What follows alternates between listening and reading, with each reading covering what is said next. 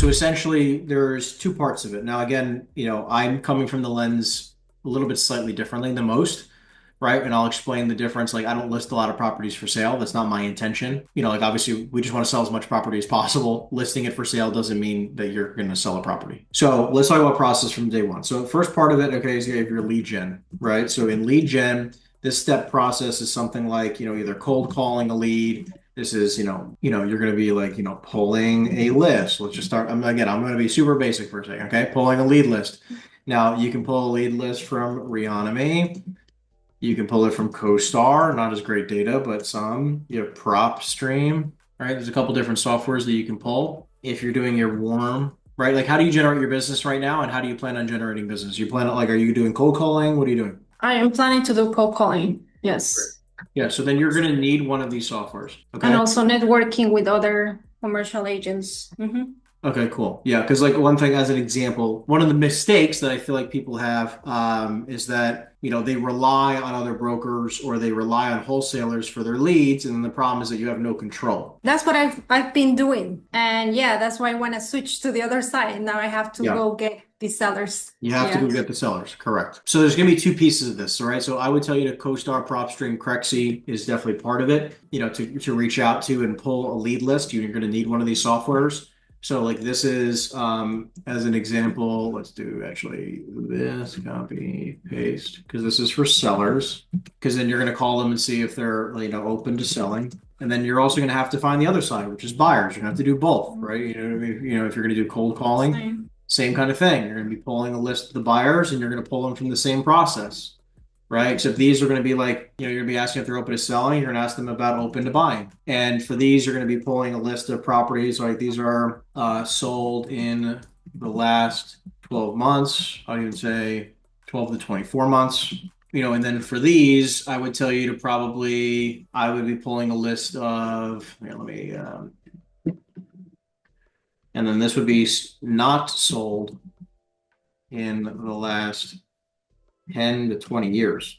Because you want to see what sold in the last 12 to 24 months and see if they would buy again. They bought here and they would buy again, right? We want to see if they buy again. For sellers, you want to make sure you're calling a list of people who haven't sold in a very long period of time. Because if they just bought it a few years ago, the odds of them selling now are low. So you want to see not sold in the last 20 years, own 3 or less properties, like they're not in the RE business, right? A lot of people in the real estate business, they're not going to be super likely to have you help them sell the property. You know what I mean? And then for these here, you want to find, sold in the last 12 to 24 months. That means they recently bought something.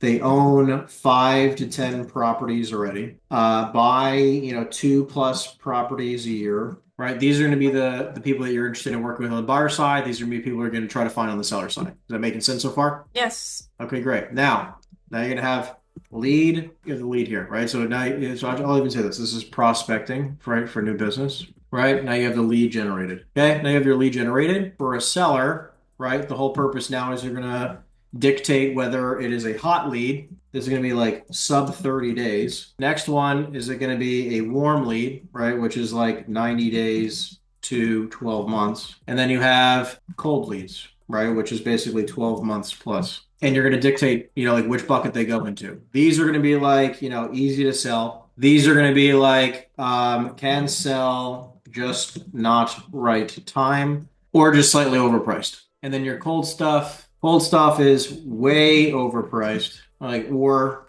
not interested at all. You're going to dictate. You want to spend as much time here, obviously, right? Because a lot of people, they make the mistake and they spend a lot of time trying to sell a cold lead. It's way overpriced. They're not interested in selling. They're like, oh yeah, make me an offer when you get a chance, blah, blah, blah. You know what I mean? Like, I'm always interested in hearing an offer. Doesn't mean they're interested in selling, right? And they spend way too much time with people that are not really that interested. And the last thing you also want to make sure you want to be direct to seller and direct to buyer. Okay. Both sides. Okay. 100% of the time is the goal. Now, real quick, buyer. Okay. Now it's going to be the same kind of concept, except it's not hot, warm, cold.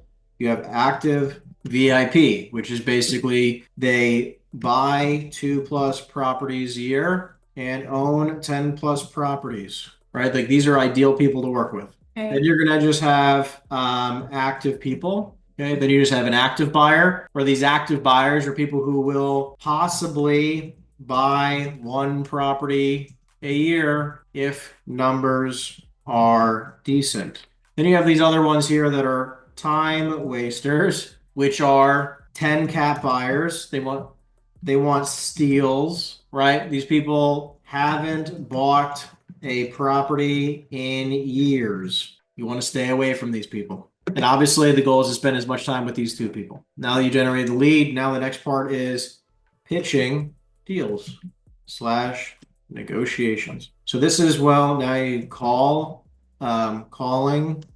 buyers and selling them on the seller opportunities, right? These leads, the seller opportunities that you generated. Okay. And I would even say calling up buyers to sell them on the hot seller opportunities that you generated. Okay. Trying to sell them on the deals that you have. And then the whole purpose of this is goal is to get a written LOI on any property daily, right? You want a written offer. This way you can pitch it. Because then the next step here is then you call the seller to pitch them the deal or pitch them on the offer you just got signed, right? Because now you're going to call up that seller and you're going to try to put a deal together, right? And you're going to say like, hey, Mr. Seller, we spoke a couple days ago. We spoke a couple weeks ago, a couple months ago, whatever it is, right? I spoke to my client. After speaking with my client, I got an offer for you at this price.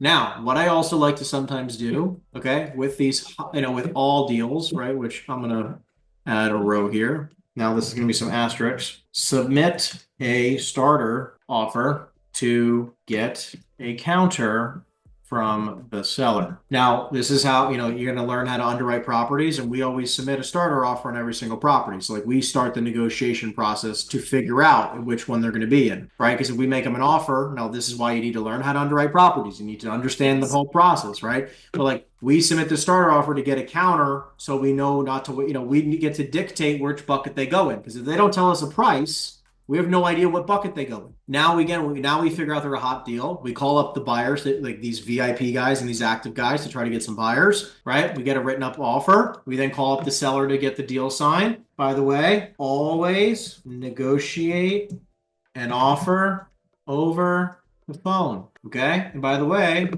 same thing for pitching deals. Always pitch a deal over the phone. Never send an email and pray. Okay. A lot of people just send an email and be like, hey, let me know what you think. We don't want to do that. We're not in that kind of business. We're not in the let me know what you think kind of business. Okay. Now you're going to basically come to an agreement, right? Come to an accepted offer, right? Now this is going to also be probably go back and forth / get, best terms, and then obviously you're going to come to an accepted offer. Now this is complete a final executed LOI. You just need to have an LOI. That's all you're going to do is get an LOI signed. Now, attorney review. And the entire, right now, attorneys basically will handle 99%. So all you're going to do is you're going to, connect all parties. And obviously, look, I'm not here to just say that, you're going to hands off it and call it a day. But a lot of this is now on the attorneys, and our job, right? Our job is to keep the deal progressing, right? We know it just like with residential real estate, same crap, because attorneys take forever and they don't always respond. Want to keep it progressing, keep the deal together, manage emotions, right? And possibly deal with renegotiations. Pardon my not spelling, whatever. And that's it. That's the process. Usually you start prepare your list, right? Your cold calling list based on your buyer's preference, right? No, what I would tell you is that if you're going to get let's say it's day one, commercial, I just got my license today, but I know everything that I know right now. I am immediately going to call, I'm going to pull a list of all the buyers who bought something in the last 2 years, and I'm going to hit that list for the next 30 days. I'm not going to worry about seller leads. I know that I'm burning the next 30 days just to find the most active buyers in the marketplace so that I can have my stacked bench of buyers. So I know when I start prospecting for sellers, I literally put them on a silver platter and I just bring it to them. The problem is that when you just prospect for sellers day one, you have nobody to bring it to, and then all of a sudden you just generate a bunch of seller opportunities and you don't know what you're doing. All of a sudden 30 days goes by, 60 days goes by, 6 months goes by. Who's going to buy these deals I just generated? That's why we stack a bench first. First step,